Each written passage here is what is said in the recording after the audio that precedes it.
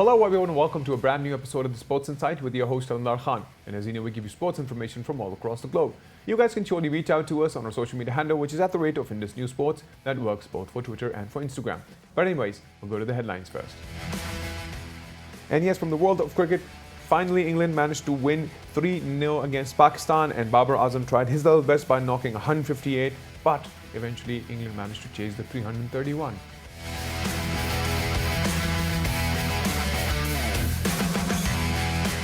And yes, in talking about Australia versus West Indies, the fourth T20 will be played on Thursday as West Indies is leading the 5 series match by 3-0.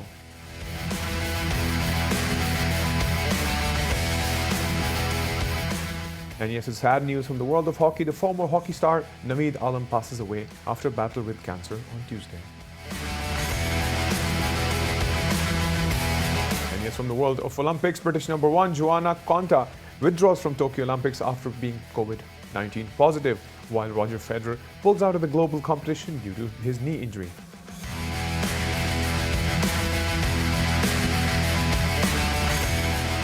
And yes, from the world of football, talking about Marcus Rashford, Manchester United striker set to miss the first 2 months of the season after deciding to have a surgery on his shoulder injury. And yes, those were the headlines, but the interesting part right now is obviously England finally managed to win against Pakistan in terms of the ODIs. They managed to do the clean sweep 3-0. And yes, Pakistan's last match when Pakistan managed to score 331, a huge score, but England was too amazingly perfect to finally chase that score, and that was literally a record run chase in terms of that. But anyways, to discuss the in-depth analysis about the world of cricket in Pakistan touring the UK, we have with us Benedict Burmage. Benedict, welcome to the show. Thank you very much for having me. Great. So Benedict, we'll start off with the previous match, the last match of the series, the ODI series between Pakistan and England, when Pakistan managed to make the amazing 331. However, England was too good. They were too perfect. They were all intact in terms of chasing. So we'll talk about that. And how did you see the overall match and the overall ODI series against Pakistan? First of all, let's talk about the most recent match. I mean, it was a memorable match for many reasons. It was raising money for the prostate cancer charity that was set up in honour of Bob Willis. But it was after the disappointing first 2 matches, maybe. It was a thrilling game. And Pakistan, I think, will be looking back wondering how they managed to lose it. Right. In the 46th over, they were 292 for 2. Right. Questions might be asked, should they have kicked on and maybe got 350, 360? But it's very difficult when your captain scores 158 right. and Mohammad Rizwan a fast 74. It's very hard to point fingers at the batsman, really. I mean, 331 should really have been a defendable total. I know the England team in the past, their sort of, should I say, first 11 may well have chased it down. But I think Pakistan will be disappointed, especially to lose that final game. Well, absolutely. In terms of the first 2 games, they were surely disappointing, but too many question marks in terms of a lot of, now things have changed in terms of the touring team specifically. So we can give the benefit of doubt maybe for the first match to begin with. But in terms of the second match performance, not up to the mark, but the third match performance in terms of the batting lineup, because we always have that crash in terms of a batting lineup. We've always seen that, the unpredictability of the batting lineup.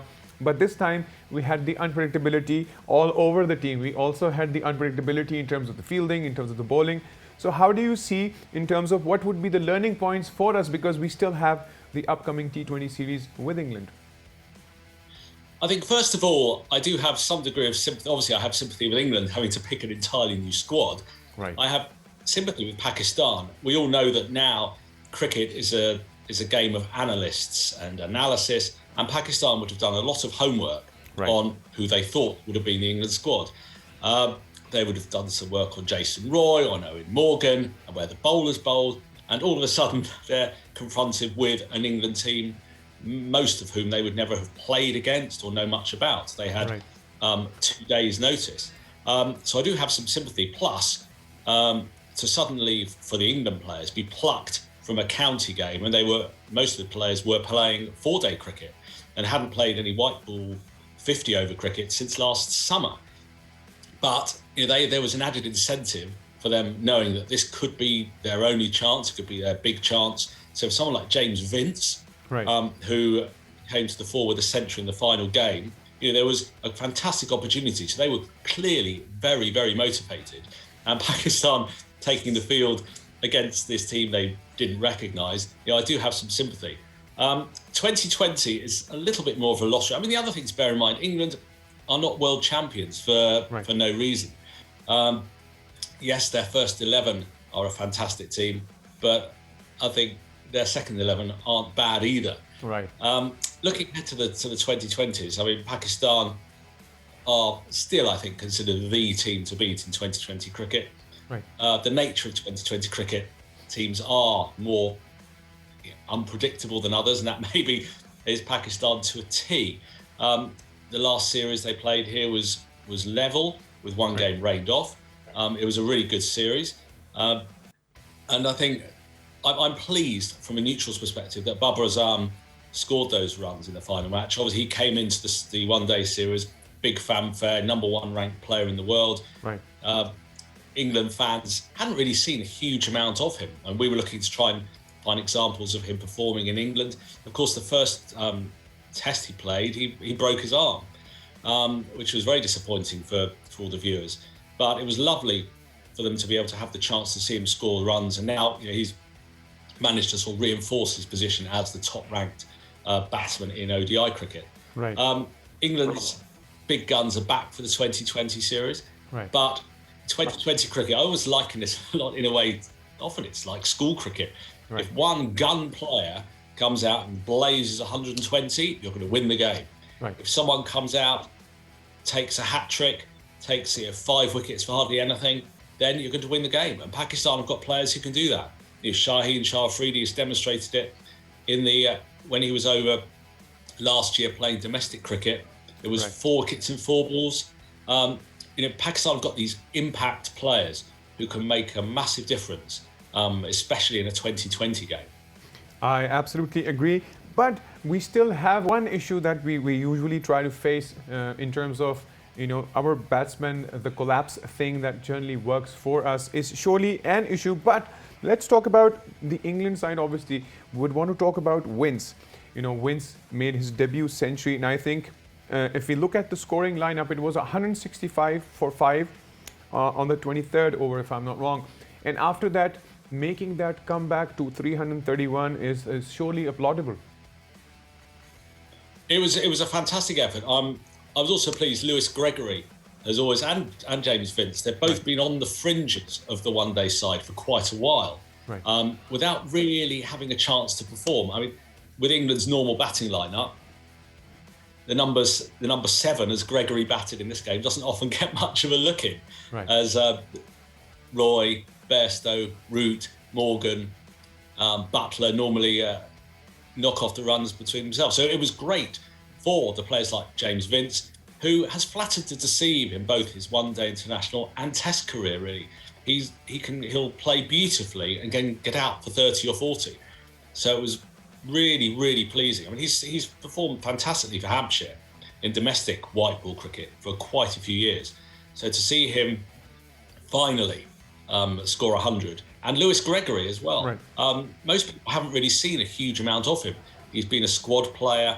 He's often carrying the drinks for England. He's been on tour a couple of times without really kicking on. And he's been batting and bowling really well for Somerset for quite a few years. He's got added responsibility at Somerset now. He captains the white ball team. So it's quite nice. I live in Bristol, which is just up the road from Somerset. So it's quite nice from a southwest perspective to see Lewis Gregory, someone who England fans may not have seen quite so much of, performing well. But yeah, it was a fantastic recovery from 165 for 5, as you say, in the 24th over. The thing that helped them was the fact that Phil Salt, Zach Crawley, they didn't get out of the 30s, neither did Ben Stokes, but they kept scoring runs at better than a run a ball. So the run rate never really got too out of hand. Yes, and now I'm really looking forward for the idea of how things will turn out to be in the T20, because now the actual 11 are also out there, and we're so looking forward to how things may develop for Pakistan. But as you said, we still have to look into the situation in terms of Pakistan's performance if we talk about how our batsmen, because the trickle-down effect is one thing that kills us. But yet again, as you said, in T20, it's a quick, fast, quick-paced game, and I think we may have an opportunity to maybe see more of the electrifying matches, because I think we're done with the first two ODIs, which were surely the disappointing ones in terms of, the batting or the bowling even. But the third match, at least, it was nail-biting to the point that everybody was hooked on, gelled to the TV and trying to see what's going to happen next, who is truly going to win. So are we looking forward for that kind of match in the T20 side? I hope so. I mean, the third game was a fantastic spectacle for many reasons. I mean, 330 playing 330 is what the neutral wants to see when they turn up for a cricket match, really. Right. Maybe not bowlers want to see. But I think with the big names back for England, I think Pakistan will know that they're going to be in a fight, really. And it's a toss a coin, really. England have home advantage. Pakistan, over the last 3 or 4 years, have been the team to beat in 2020 international cricket. They've got good history playing in England. They won the World 2020 on English soil back in 2009. Plenty of the players now have had experience playing white ball cricket, 2020 cricket in England. Babur Azam down in Somerset, Shaheen Shah Afridi as well, quite a few of them. Now, it's not such a strange land to come and perform in. And they have the players who can just turn on a performance. And that's all you need to do in a 2020 game. Obviously, hoping it's an exciting series. Hope the weather stays fine. I mean, looking out the window here, the sun's blazing down gloriously. Right. But yes, I'm hoping for a good series, and let's hope from a neutral's perspective that the first two games are 1-1. So there is a deciding game. That was the one disappointing thing. What would have been even better with this last one, the international, is had the series been 1-1 going into the final game, and then having a thriller. Yeah, and you know what I'm looking forward for? I'm just hoping, and I think everybody in Pakistan is truly hoping for the fact that, the only way we'll, forgive the team will be that, if they manage to win the 3 T20s and not let you guys win even one. I agree. Perform well at the end of the tour. That's what the public will remember better than what happened at the start. Right. I think it's definitely going that way. Anyways, thank you, Benedict, for being a part of the show and discussing the world of cricket, and specifically Pakistan versus England. Thank you very much. Pleasure. So yes, that was Benedict, and he obviously gave us the in-depth analysis, but now the main squad of England is back, and we surely are looking forward for the upcoming first T20, and we'll be having 3 of them against England, and the first one is on the 16th of July, which is going to be Friday. So we hope the Pakistan cricket team manages to learn from the mistakes that they did. But anyways, what we'll do is we'll take a quick break. Once we get back from the break, there is more in terms of sports coming your way. See you guys after the break.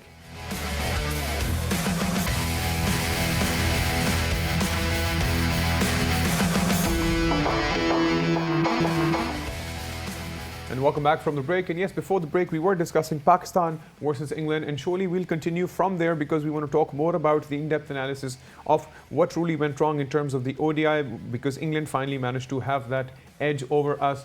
3-0. They won the series by 3, and we managed to win nothing. But anyways, to discuss the in-depth analysis, we have with us Kamran Wasti. Kamran, welcome to the show. Thank you, Alamdar. Great. So Kamran, I'll start off with obviously the last match that actually Pakistan managed to make that huge amount of scoring line, because we did not see that in the first 2 ODIs, but they managed to do so in the third, which was 331. But yet again, England even did not have their prime team with them, but they still managed to chase that 332 easy. They managed to do 332 in 48 overs. So how do you see this overall series losing, and Pakistan losing in that series to begin with? Well, England are the world champions, and I think if they have proved yet again that they have the depth, they have the bench strength, right? And for whatever reason, I mean, there were lots of reasons why they didn't select their main. They were not able to play the main 11, but right. It still shows that they're light years ahead of at least us in this regard. And I think that I think the turning point for them was about 6 years ago, when after the 2015 World Cup in Australia, they right. decided what they had to do about it. And they just focused on slogging and hitting. And for years, if you just look at the trends over there, they did not even care about the bowling. They would select virtually 11 sloggers. Right. And all their best bowlers, whether it was Jimmy Anderson, he never played again. After that, Stuart Broad played just a couple of games because he did well in South Africa. Other than that, all their so-called specialist bowlers just went away, and the whole team was loaded with sloggers. And once they got that thing right, only then did they focus on the bowling. But by that time, they had a team that was able to score 350 for fun, and they were routinely topping 400 as well. And now we have the bench strength, which shows that it doesn't end there. Right. They have a conveyor belt of players for now, or so it seems. Right. So I still think we still lack that batting line, to be precise. We do not have that consistency in terms of how we see Pakistan's growth. I mean, like even Babar Azam managed to, make the 158, but that's irrelevant in terms of the situation that at the end Pakistan did not come to that point of being the best of the fielding or the best of the bowling. Well, rest assured, it's not going to happen like this. You have a coach who calls all the shots, and during his own career, his only contribution was, realistically speaking, that he brought stability to a Pakistan team, which was, hampered with the scandals, Right. the spot fixing scandal and all that. But other than that, it was completely defensive all through his playing career. And his own strategy was to come out as the last man standing, regardless of what the result was. So Right. very often the optics would go like this: that see, Misbah is the lone fighter coming Right. up back with like 62 from 96 balls in a Pakistani defeat. So you are not going to expect that mindset, to change Pakistan's fortunes, change Pakistan's fortunes. So it Right. was never going to happen, and it won't happen. Rest assured. On top of it, Pakistanis do not have a great one-day team. They haven't had it for years. Ever since that lower order bunch of hitters, where you had Abdur Razak and Shahid Afridi coming in, Right. and averaging in the mid-20s or 30s at a strike rate of 150 during those last 5-6 overs used to make a great deal of difference. You don't have that luxury any longer, so it's not going to change that much. Right. The bowling is raw. Just two bowlers just stopped 5 wickets, and one of them was Haris Rauf, who can either bowl too full or he can either bowl too short. So Pakistanis have a problem over there. It's not going to change overnight, and it's not going to change with this management. Right. Well, we still are looking forward for the upcoming T20 to begin with, because if we have managed to lose this, do you think we may have an edge in terms of our performance? Because there may be a possibility of Pakistan being a better team in the T20, because that's probably more of the segment that we've been playing on if we talk about PSL, or even if we look back into how we managed to be the champions of T20. So do you think there's a possibility for our team to perform well in the T20s against England? Well, Pakistanis won that a dozen years ago, and for that matter, England won it the very next year. So, relatively speaking, England are the more recent champions. Right. And but the point is that a T20 essentially is a lottery. In the first T20 World Cup, Zimbabwe managed to beat Australia. Right. Okay, let's hope. The other day, and Yeah. Sorry, I was just saying, let's hope Yeah, that so- we manage to, we're still hoping that, at least Pakistan should at least get there out and maybe manage to at least win or give a tough time to the England team. I hope so. I hope so. They'll have a better chance over there because they do not have to, sustain that much sustain their, those intense levels of performance for that long. So Right. Pakistanis stand a chance over there. Right, and talking about chance, if we look into Australia versus West Indies, their series is also on in terms of the TT. Just want a bit of your analysis on that as well, because right now West Indies leads against Australia, and if we look back a few months, West Indies was not in the best of their shape, but I think they have made a super comeback in terms of at least leading the series right now. They take them back to Test cricket and they'll be hammered again. Right. This is the point I was trying to highlight with the T20 thing. It's a bit of a lottery, and it works well for the West Indies because they do not have to sustain that level of performance for long. Right. They were, just consider this. Pakistanis beat a not so great South African side. No matter what we say, this South African side is a weak one. We managed to beat the blank them 2-0, and that South African team defeated the West Indies for fun. The West Indies could not reach 200 even once in that series. They were bowled out for 150 twice, I think, and once for less than 100. So, and that same West Indies team, obviously with a bit of some customized changes, have been able to dominate Australia. So this is the kind of lottery T20 can be, but at the same time, this is the kind of advantage or the opening it can give to some of the weaker teams. So Pakistanis, I mean, right now you cannot predict anything because if T20 playing T20 is Pakistanis might be coming off their own T20 thing, but you never know what kind of wickets you are served up. The kind of wickets we saw in the Sri Lanka England series, if something of that sort comes up, then we are going to struggle. Right, and in terms of struggle right now, at least in terms of even lottery, I still think because T20 is more of a quicker format, and I absolutely understand that the basic or the main format in terms of being perfect for the ODIs would be to master your team and make sure that your team masters the test side, because test is known to be a test because it's the test of your endurance and your capabilities to stand there, for a long run. But we don't focus on that. We don't, and I mean, we had 3 tests in the West Indies series right now, and we sacrificed one of them for T20s. Right. And in any case, coming back to the T20s that we are going to play in England, I'd like to, if Pakistanis need to give them a proper chance, then they, at least on paper, should have the kind of hitting potential that England possess, which we don't right now. So Pakistan may come out, they may even beat them, but that still wouldn't make them the better team of the two. Right. Well, thank you so much, Kamran, for being a part of the show and discussing the world of cricket. Welcome.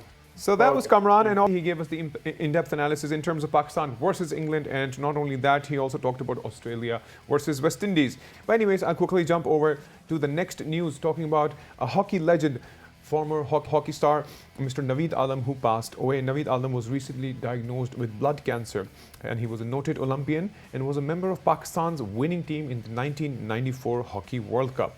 And he was immediately moved to the hospital where he passed away.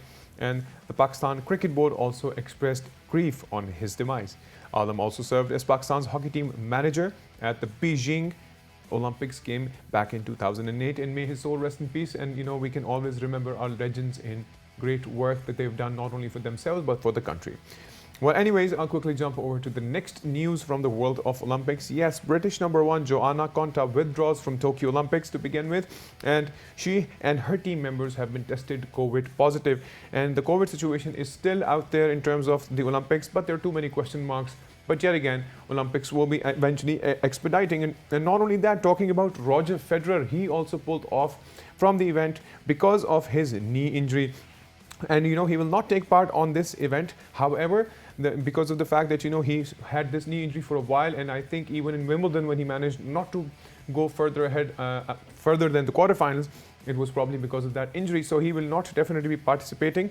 And Andy Murray, who actually had a groin injury, will be participating in the 4th Olympic Games this summer. So we're looking forward to Andy Murray's performance in terms of that. And let's hope all goes well in terms of Roger Federer.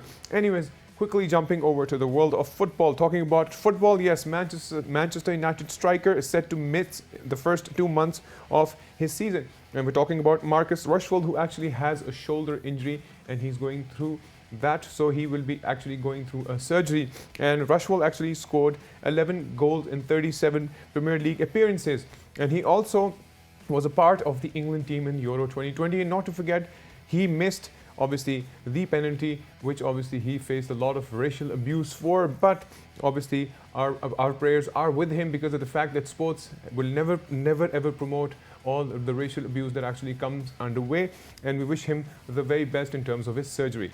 Anyways, guys, if you want to reach out to us, you can. Our social media handle, which is @IndusNewsSports. Till then, take good care of yourselves, and bye-bye.